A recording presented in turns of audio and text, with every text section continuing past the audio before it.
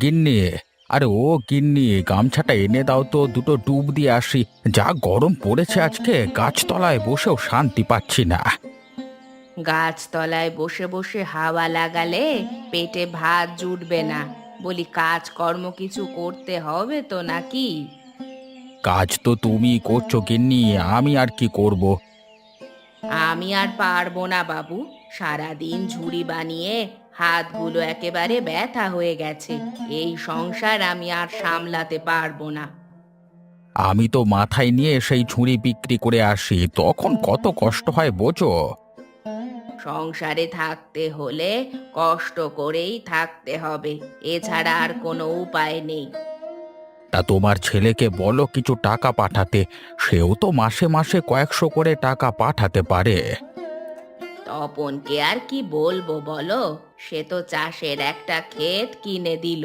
ওটা চাষ করে ঘরে দুটো ফসল তুললে আমাদের বুড়ো বুড়ির সারা বছর চলেই যেত। সে খেতে চাষ করলেও টাকা লাগে গিন্নি, বিনা পয়সায় তো খেতে ফসল ফলবে না। সে তপনকে বলতে হবে। ওকে যখন চিঠি লিখি তখন মনে করিও। আজই লেখো গিন্নি, ও টাকা পাঠালে খেতে চাষ শুরু করব। অনেক দিন ধরে জমিটা পড়ে আছে। আচ্ছা ঠিক আছে বাপু, আমি হাতের কাজটা করে লিখে দিচ্ছি। জয়া, আরে ও জয়া, আমার অফিসের ফাইলটা কোথায় রেখেছো? ওটা আজকে অফিসে নিয়ে যেতে হবে তো।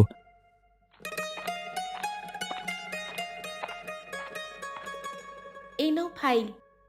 বাবা কাল চিঠি পাঠিয়েছিল, তাকে কিছু টাকা মানি অর্ডার করে পাঠিয়ে দিও তো। হাতে টাকা তো নেই, কোথা থেকে পাঠাবো বলো তো।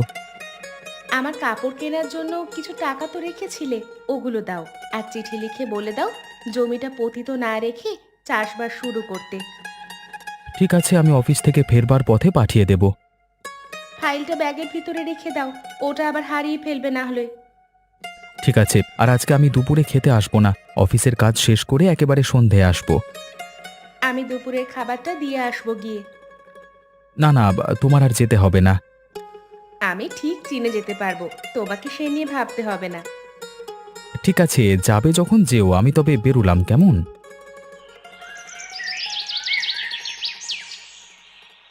হ্যাঁ গো, তপনকে যে চিঠি লিখেছিলে ওটার জবাব দিয়েছে? না তো গিন্নি, ওর চিঠি তো পাইনি। এতদিন হয়ে গেল, ছেলেটা এখনো কোনো চিঠি দিল না কেন?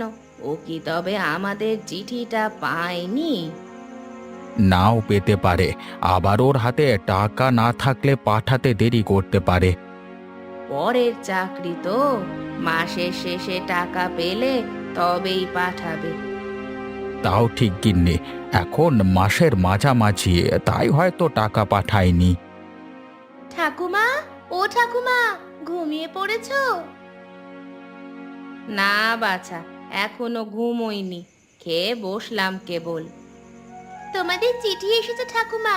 আজ সন্ধ্যায় বাবা হাট থেকে ফেরার পথে পোস্টমাস্টার দিয়ে দিল। দে দিদি ভাই দে, আমরা এই চিঠির জন্যই অপেক্ষা করছিলাম। এই নাও দাদু। টাকাও পাঠিয়েছে দেখছি। দাও তো গিন্নি, আলোটা এইদিকে দাও, বাছা আমার কি লিখেছে দেখি। বৌমা লিখেছে দেখছি।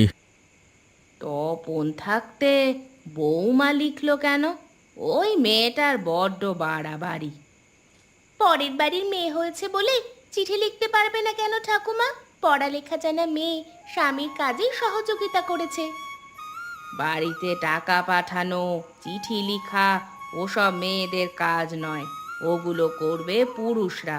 তাছাড়া বউ সংসারের দায়িত্ব নিলে আমার ছেলেকে আঁচলের নিচে রেখে ঘুরাবে। ওই মেয়ে খুবই বুদ্ধিমতী গিন্নি, তোমার ছেলের ভাগ্যে এরকম কন্যা জুটেছে, সেজন্য শুকরিয়া করো। ও দাদু, কাকিমা কি লিখেছে পড়ো না। ও কি গরমের ছুটিতে আসবে? দাঁড়া দাঁড়া পড়ছি। বৌমা লিখেছে, প্রিয় বাবা, আমাদের ভালোবাসা জানবেন। আপনার চিঠি পেয়েছি কদিন আগেই। ওর অফিসের ব্যস্ততার জন্য চিঠি লেখা হয়ে ওঠে না, তাই আমি লিখে পাঠাচ্ছি। আপনাদের জন্য কিছু টাকা পাঠিয়েছি, ওগুলো দিয়ে জমিতে ফসল চাষ করবেন, কিছুটা জমিতে শাকসবজি ভালো ডাল চাষ করবেন। তাতে আপনাদের আর তরকারির জন্য হাট বাজারে যেতে হবে না। ইতি জয়া। বাবা, কি কি চাষ করবে তাও লিখে দিয়েছে। এ তো বড় লক্ষ্মীমতী মেয়ে। বলেছিলাম না, মেয়ে খুব বুদ্ধিমতী, দেখলি তো তার প্রমাণ। হ্যাঁ, তোমার বৌমা কেমন বুদ্ধিমতী তা তো দেখছি। আমার কথা একবারও লিখেছে ওই চিঠিতে? একটা শাশুড়ি যে আছে সেটাও তিনি ভুলে গেছেন। কাগজ বাঁচিয়েছে গিন্নি, কাগজ বাঁচিয়েছে। তোমার গুণগান এই কাগজে লিখলে তো আর হবে না, সেই জন্য দিস্তার পর দিস্তা কাগজ লাগবে। তা ঠিক বলেছো দাদু। ঠাকুমা দেখতে যেমন, তার গুণও অনেক। গুণের কথা বললে আর শেষ করা যাবে না। চুপ কর হারামজাদি, একটু সুযোগ পেয়েছিস তো আমার পেছনে লেগেছিস। দাঁড়া, তোর মাকে কাল পাই ঘাটে, তারপর বলছি। ঠিক আছে, সে বলবে খন। এখন আমি গেলাম, তোমরা বাতিনের বিয়ে ঘুমিয়ে পড়ো। আর টাকাগুলো সাবধানে রেখো কিন্তু, না হলে চুরি হয়ে যাবে।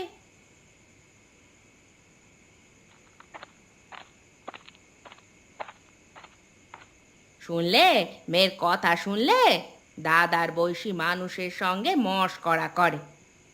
দাদা ঠাকুমা থাকলে নাতনিরা মশকরাই করে গিন্নি, তুমি সেসব বুঝবে না।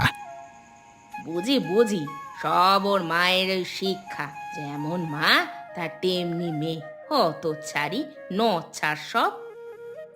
বুঝেছি গিন্নি, মাথা গরম হয়ে আছে। এই নাও টাকাটা ধরো, এতে যদি একটু শান্তি পাও। ও টাকা আমাকে দিবে না। তোমার পুত্রবধূর টাকা তুমি খরচ করো গিয়ে, আমার এতে কিছু যায় আসে না। আরে আরে আরে, বাতিটা নিভিয়ে দিলে কেন? এখন আমি অন্ধকারে টাকা কোথায় রাখবো? কতবার বলেছি তাড়াতাড়ি ফিরে আসবি, তা না। ওদের বাড়িতে গেলে আর ফিরতেই মন চায় না তোর। কষ্ট করে চিঠিটা নিয়ে গেছি, কি লিখেছে শুনে আসবো না? হ্যাঁ রে, কি লিখেছে চিঠিতে? কাকিমা চিঠি লিখে পাঠিয়েছে, নতুন জমি কিনলো না, সেজন্য টাকা পাঠালো সাথে। হ্যাঁ রে, কি বললে? বউয়ের হাতের লেখা দেখে রাগ করলে না তারা? সে আর বলতে, ঠাকুমা তো বউটাকে দু চোখে দেখতে পারে না। চিঠিতে ওর কথা লেখেনি বলে আরও খেপেছে। বেশ, তবে কাল ঘাটে গিয়ে আরেকটু ঘি ঢেলে আসবো। নতুন নতুন জমি কিনে আমাদের সামনে চাষবাস করবে, আমরা তা চেয়ে চেয়ে দেখবো। তা তো হতে পারে না। না মা, ও কাজ করো না। পরের ঘরে আগুন জ্বালাতে গিয়ে দেখবে নিজের ঘরেই আগুনে পুড়ে গেছে। তুই চুপ কর, আমাকে এত নীতি কথা শোনাতে আসবি না। ওই বুড়ি আমায় কম জ্বালায়নি। বাগে যখন পেয়েছি আমি বা ছেড়ে দিব কেন? বেশ, তুমিও ঝগড়াঝাটি করো তাহলে, কিন্তু ওই বুড়ির হাড় জ্বালানো কথা শুনে পরে মুখ কালো করে ফিরে এসো না আবার। সে নিয়ে তোকে জ্ঞান দিতে হবে না মেয়ে। চুলো চুলিতে আমি এই গাঁয়ের ওপরে।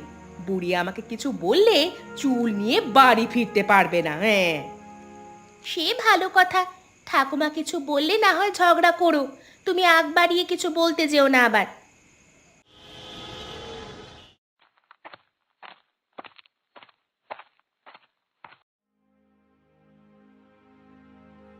হ্যাঁ, আমাকে এক গ্লাস জল দাও তো, খুব জল তেষ্টা পেয়েছে। সে কি, তুমি এত তাড়াতাড়ি ফিরে এলে যে? এমনি চলে এসেছি, শরীরটা ভালো লাগছে না। অফিসে কোনো সমস্যা হয়েছে? হ্যাঁ জয়া, আমার চাকরিটা চলে গেছে বুঝলে। সে কি কথা, হঠাৎ চাকরি চলে গেল কেন? অফিসের বড় সাহেব আমাকে ঘুষ দিয়ে একটা ফাইল ছেড়ে দিতে বলছিল, আমি সেটা করিনি দেখে আমার নামে দুর্নীতির অভিযোগ দিয়ে বের করে দিয়েছে। সে কি, এতদিনে তোমাকে ওরা চিনতে পারেনি? যে লোক একটা টাকাও ঘুষ খায় না, তাকে ওরা এই অপবাদ দিল। তুমি ওনাদের সাথে ভালোভাবে কথা বলো গিয়ে। আর কোনো লাভ হবে না গিন্নি, ওরা ইচ্ছে করেই আমাকে তাড়িয়েছে।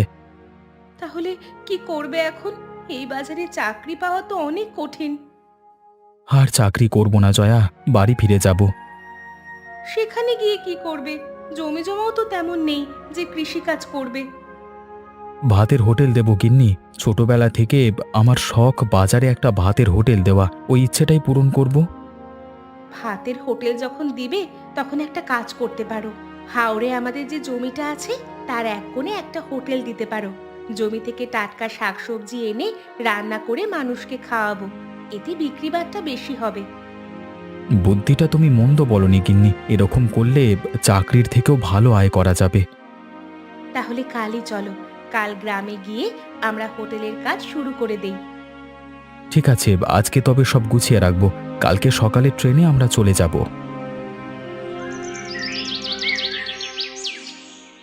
সে কি, তোরা চলে এসেছিস? হ্যাঁ মা, আমরা এখন থেকে তোমাদের সাথে থাকবো। এ কি বলছিস তপন? চাকরি বাকরি রেখে তুই এখানে থাকবি কেন? ওর চাকরি চলে গেছে বাবা, সেজন্য আমরা গাঁয়ে চলে এসেছি। চাকরি চলে গেছে? তা খাবি কি? দুজন মানুষ এখানে কষ্টে সৃষ্টে চলছি, তার উপর তোমরা এসে জুটেছো। আমাদের চিন্তা তোমাদেরকে করতে হবে না মা, আমরা আমাদেরটা ব্যবস্থা করতে পারবো। তা বললে তো হয় না। সন্তান সব সময় বাবা মায়ের ছায়ায় থাকে। এখানে চলে এসে ভালোই করেছো। তা কি করবে বলে পরিকল্পনা করেছো? এখানে একটা হোটেল দেবো বাবা, ভাবছি ওটা আমাদের চাষের জমির এক কোণায় দেব। হায় হায় হায়, ওই জমিতে আমরা ফসল ফলাই আর ওখানে তোরা কিনা হোটেল দিবি? এই ছিল তোদের মনে মনে? একটু জায়গায় হোটেল দিলে চাষের কোনো ক্ষতি হবে না মা। তাছাড়া জমিটা অনেক বড়, ওখানে হোটেল দিলে এর শাকসবজিও বিক্রি হয়ে যাবে। চিন্তাটা মন্দ নয় বৌমা। আমি জমির এক কোণায় একটা পুকুর কাটিয়ে দেব। সেখানে মাছ নিয়ে হোটেলে কাজে লাগাতে পারবে। এ হলে আরো ভালো হবে বাবা, আমাদের বাইরে থেকে কিচ্ছু কিনতে হবে না। তাহলে কালকে থেকেই আমাদের কাজটা শুরু করে দেব, কি বলো মা? তোরা যখন সবকিছু ঠিক করেই ফেলেছিস, আমি আর কি বলবো। বেশ, তোরা কাজ শুরু কর। আর টাকা নিয়ে চিন্তা করিস না, আমার জমানো কিছু টাকা আছে, ওগুলো হোটেলের কাজে লাগাবি। তবে একটা কথা মনে রাখিস, টাকা কিন্তু আমাকে ফেরত দিতে হবে। আমি জানতাম মা, আপনি আমাদের আবদার ঠিক মেনে নেবেন। আর আপনার টাকা হয়তো আমাদের লাগবে না, আমাদের হাতে কিছু টাকা আছে। বেশ, তাহলে তো আরো ভালো। এখন ব্যাগপত্র রেখে হাত মুখ ধুয়ে আসো বৌমা, আমি তোমাদের জন্য রান্না বসাচ্ছি। তাড়াতাড়ি কিছু খেতে দাও মা, আমাদের খুব খিদে পেয়ে গেছে। হ্যাঁ হ্যাঁ গিন্নি, তুমি কিছু তৈরি করে দাও। আর আমি বাজারে যাচ্ছি, ওদের জন্য দেখি কিছু মাছ মাংস পাওয়া যায় কিনা। ননি, তাড়াতাড়ি কাপড়গুলো পরিষ্কার কর মা, বাড়ি গিয়ে আবার রান্না চড়াতে হবে। আমার কাজ শেষ মা, এখনই বাড়ি ফিরে যাব। তাই চল, আজ রান্না বান্না শেষ করে একটু তপনদের বাড়িতে যাব। বুড়িটা কদিন ধরেই দেখছি ঘাটে আসছে না, বাড়ি গিয়ে কটা কথা শুনিয়ে আসি। তোমার আর কষ্ট করে যেতে হবে না বউ, আমি এসেছি। তা কি কথা শোনাবে শুনি? ও খুড়িমা, তুমি? এতদিন দেখিনি তো তোমায়, মনটা বড় হু হু করছিল গো। তা ছেলে বউ নাকি বাড়ি ফিরে এসেছে শুনলাম। তা তো দেখতেই পাচ্ছ, ওরা এখন থেকে এখানেই থাকবে। তা হঠাৎ করে চলে এলো কেন গো? চাকরি বাকরি চলে গেছে নাকি? সে তোমার জেনে কাজ নেই বাপু, ছেলে আমার হোটেল দিবে। হোটেল দিবে? বাবা বাবা বা, তা কে খেতে আসবে ওই হোটেলে? অনেকেই আসবে কাকিমা, আপনিও খেতে আসবেন একদিন। না না বাপু, তোমাদের ওই শহুরে মানুষদের হাতে খাওয়া আমাদের রুচবে না বাপু। তাহলে কাজ করতে এসো, ওটা তো ভালো পারো। সে কি কথা, আমাকে কাজের কথা বললে? শুনলি ননি, শুনলি? যত বড় মুখ নয় তত বড় কথা, শুনলি? তোমাদেরও দোষ কম নয় মা, শুধু শুধু ঝগড়া খুঁচিয়ে আনতে গেলে কেন? এখন শুনলে তো কত কথা শুনিয়ে দিল। তুইও ওদের সাথে সুর মিলিয়ে কথা বলছিস ননি? একেই বলে ঘরের শত্রু বিভীষণ। আজ তুই ঘরে আসিস হতচ্ছাড়ি, এর সাজা তুই হাড়ে হাড়ে টের পাবি। যাক, ভালোই ভালোই হোটেলের কাজ সম্পন্ন হয়েছে। এখন কেবল খাওয়া দাওয়ার পালা শুরু করতে হবে। হ্যাঁ বাবা, আজকে থেকে আমরা রান্নার আয়োজন করব। সব থাকবে আমাদের ক্ষেতের শাকসবজি। আজ নয়, কাল শুভ দিন। কাল থেকেই হোটেল চালু করিস বাছা। আর প্রথম দিনে রান্না বান্নার আয়োজনও আছে। আমি আর বৌমা আজ রাত থেকেই সেগুলো শুরু করব। তোমরা রান্না বান্না করলে আরো ভালো হবে মা, তাহলে আমার বাবুর্চির খরচটা বেঁচে যাবে। বেশ বেশ, তোর মা যখন বলেছে তবে কালকে থেকেই হোটেল চালু হোক। আমি বিকেলে বাজারে গিয়ে মাছ মাংস কিনে আনবো। আমাদের শাকসবজির যোগান আছে, কিন্তু মাছ মাংস নেই। সেজন্য আমাদের খামারের কাজ এখনই শুরু করতে হবে বাবা, না হলে অল্প দিনে মাছ মাংস পাওয়া যাবে না। আজই আমি পুকুরে কিছু মাছ ছেড়ে দেব। আর ওই দেখো হাঁস মুরগির খোঁয়ার, তোমার মুরগিগুলো ওখানে রেখে দিও গিন্নি। ঠিক আছে, আমি আজই ওগুলো খোঁয়ারে দিয়ে যাব। এখন সবাই চলো, অনেক বেলা হয়েছে। বাড়ি গিয়ে খাওয়া দাওয়া করো। তাই চলো মা, আমার খুব খিদে পেয়েছে।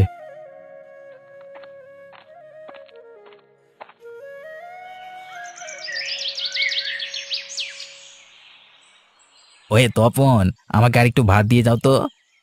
দিচ্ছি মানিকদা, তুমি একটু বসো। আমি বসতে পারবো না ভাই, তুমি তাড়াতাড়ি খাবার নিয়ে এসো।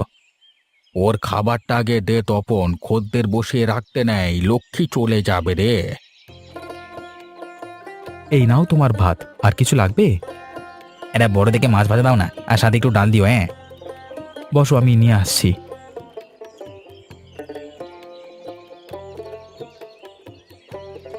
এটাই কি সেই চাষির হোটেল, যেখানে একেবারে ক্ষেত থেকে তুলে খাবার রান্না করে দেওয়া হয়?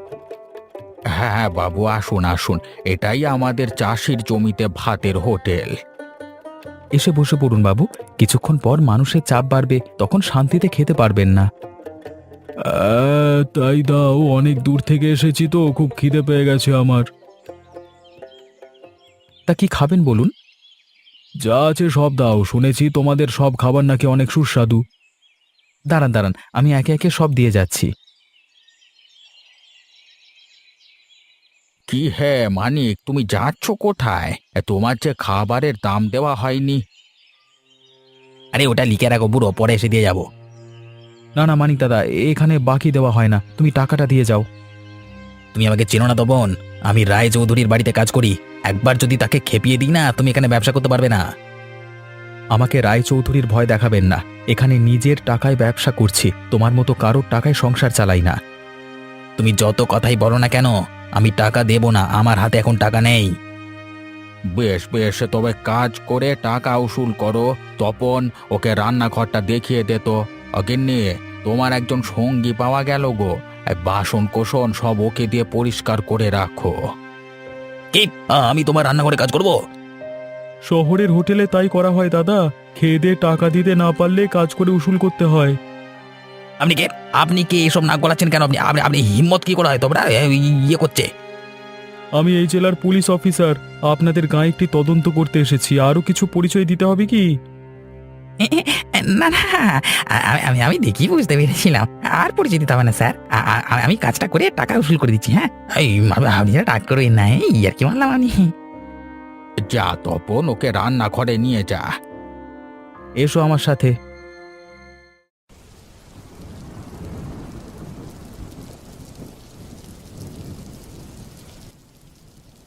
সেলাম রায়চৌধুরী। সেলাম। তা এতক্ষণে তোমার আসবার সময় হলো? কখন থেকে আমি তোমার জন্য অপেক্ষা করছি, তুমি এলে আমাকে শহরে যেতে হবে। আজকে একটা ঝামেলায় ফেঁসে গিয়েছিলাম, সেজন্য দেরি হয়ে গেল রায়মশাই। কি ঝামেলা? তোমার তো ঝামেলার শেষ নেই। আর বলবেন না চৌধুরী মশাই, আজকে মানে সকালে বউটা রান্না চড়ায়নি, তাই এই তপনের দোকানে খেতে গেলাম। ছি ছি ছি, এত নোংরা খাবার ওর দোকানে মুখে দেওয়াই যায় না, তার উপর এতগুলো টাকা রেখে দিল, মানে মানে কি বলবো।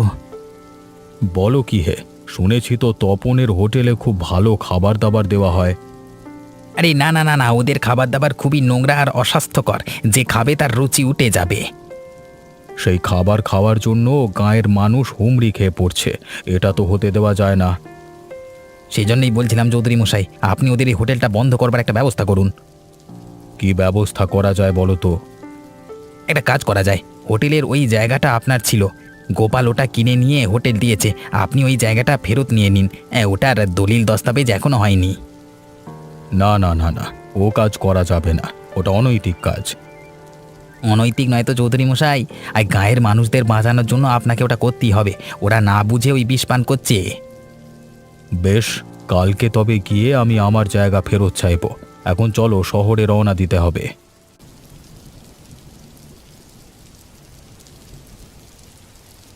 8, 9, 10, হ্যাঁ, আজকে পুরো 1050 টাকা বিক্রি হয়েছে মা। সব দিনের থেকে আজকের লাভ অনেক বেশি। দিনে দিনে উন্নতি হচ্ছে ব্যবসার। এভাবে চলতে থাকলে কদিনের মধ্যে আমরা বড় লোক হয়ে যাব। হ্যাঁ মা, তারপর আমাদের খামারটা আরো বড় করব, হোটেলটাও দোতলা করব। এত চিন্তা যে করছো বৌমা, পাছে না জানি সব কিছু জলে পড়ে যায়। কেন গো, আমার এত সুখের সংসার জলে পড়বে কেন? কেবল লাভের মুখ দেখেছি। এমন সময় এসব অলুক্ষণে কথা বলো না তো। আমি নিজে থেকে কথা বলছি না গিন্নি, সব কিছু ভেবে চিন্তেই বলছি।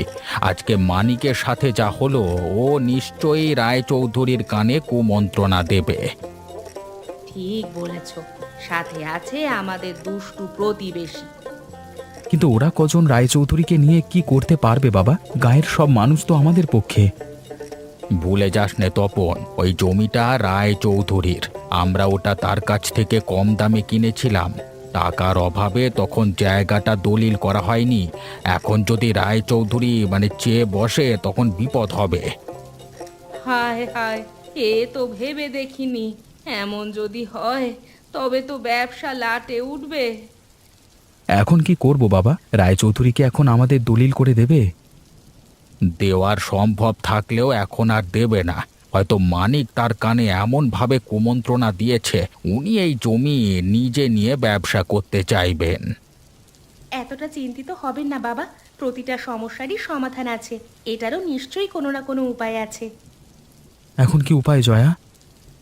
সে এখন বলবো না, কাল দেখতে পারবে। আর মা, আপনি কাল মজার মজার সব তরকারি রাঁধবেন। আশা করি কালকের পর রায়চৌধুরী আমাদের আর ঘাঁটাবে না।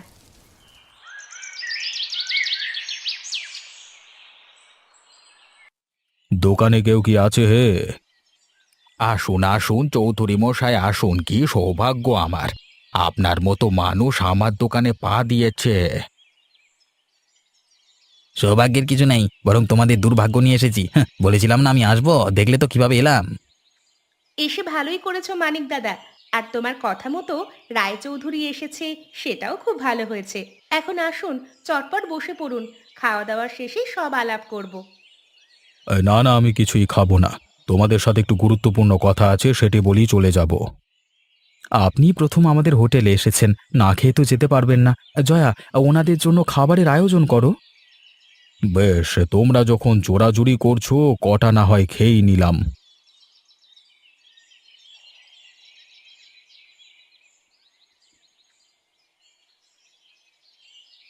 আর একটু মাংস দিই চৌধুরী মশাই, এটা কিন্তু আমাদের খামারের মুরগি। না না বাছা, আর দিও না। এই মাংসটা এত সুস্বাদু হয়েছে যে দ্বিগুণ ভাত খেয়ে ফেলেছি। এউ। খাওয়ার শেষে ঘরে পাতা দই আছে, ওটা কিন্তু খেতেই হবে।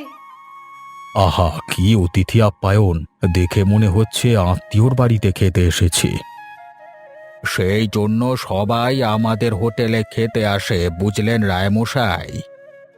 না হে গোপাল, হোটেল বানিয়েছ একখানা, এখানে খেলে খুব তৃপ্তি আসে। হায় হায়, কি হচ্ছে? রায়চৌধুরী দেখছি বেঁকে বসেছে।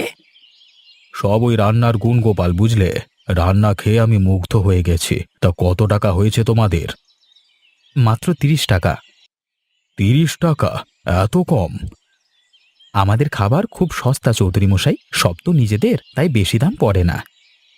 এত কম টাকা হলে তো প্রতিদিন এসে খেতে হবে। এই টাকাই অনেকে দিতে চায় না চৌধুরী মশাই।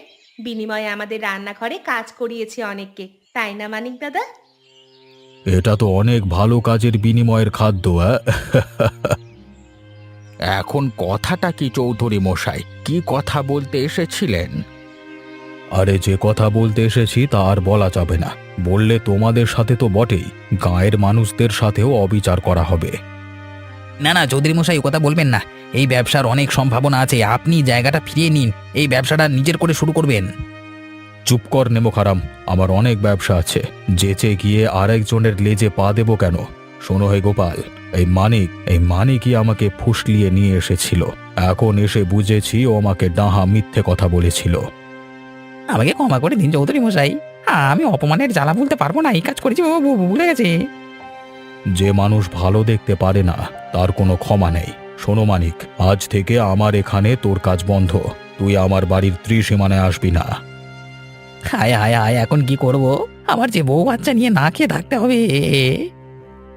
এত চিন্তা করো না মানিক দাদা, আমাদের হোটেল তো আছে, তুমি তো কাজ করে অভ্যস্ত, বেশি অসুবিধা হলে এখানে চলে এসো।